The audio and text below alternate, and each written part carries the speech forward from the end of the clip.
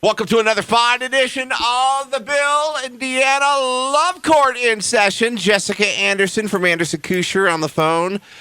Jessica, another spicy love court this morning. Question, here we go. Dear Jessica, I've been divorced for 2 years, and I have a 13-year-old son with my ex. Our divorce decree says that we have to share medical and activity costs for my son. Last week, I received a packet in the mail from my ex with a request for reimbursement and a bunch of receipts. She claims I owe her $640 for the last 2 years of expenses, and I have to pay her within 30 days. I've looked at the receipts and the invoices, and on some, it's not clear that the expense was really for my son. How can I verify this? Do I really have to pay this within 30 days? Dum. Yeah. Doesn't sound like it.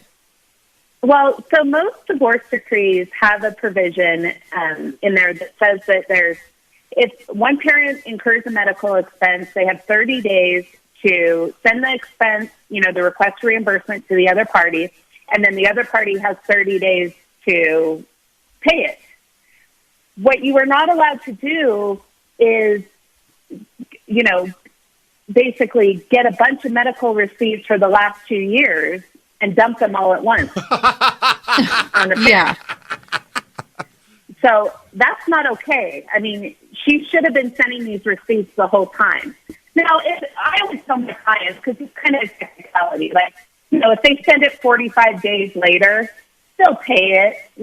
Don't be that person that doesn't pay your half of the medical expense. But if she's, expecting $640 within 30 days, that's not okay. But did these receipts fall under the time frame of being included when that decision was made? Like, if they talked about that and came to that decision that they were going to have to split these expenses, and she's trying to go back and find past receipts from things she already spent money on, that doesn't sound right to me. Well, no, it sounds like they were divorced 2 years ago, and now she has just now requested reimbursement for, a bunch of medical expenses that are beyond the 30 days, is the way I'm reading it. And what kind of medical expenses only cost $640? That's the cheapest medical expense I've ever heard of. Well, it's probably a bunch of co-pays over time and prescriptions. Okay. And stuff like that. I mean, who knows? Yeah, that's crazy.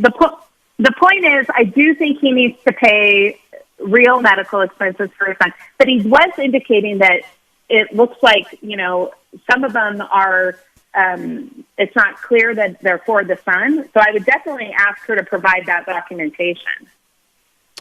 Trying to pull a fast one on him. Yeah, that's what it sounds like. Slide an extra bill in there. That old trick. Jessica, you've done this a long time. I mean, is this pretty common, or is this kind of like a one-offer? No, this is common, but that's why we have a provision in almost all settlement agreements that it's called the 30-30 rule. 30 days after you incur an expense, you have to send the request for reimbursement. When you see the request for reimbursement, you have 30 days to pay it. It's to avoid issues like this. So reasonable. And I'm sure that's in their decree. Pay up, sucker! Right. All right. Jessica Anderson from Anderson Couture. You're on with us every single Friday morning at 8:10. And we have a great portal set up at alice965.com. You answer every single question you receive. And you make the world a better place. I'm just going to add that. Gosh, you're so nice. Thank you. Yes, I do answer all the questions. I do my best to make the world a better place. We love that. Again, alice965.com.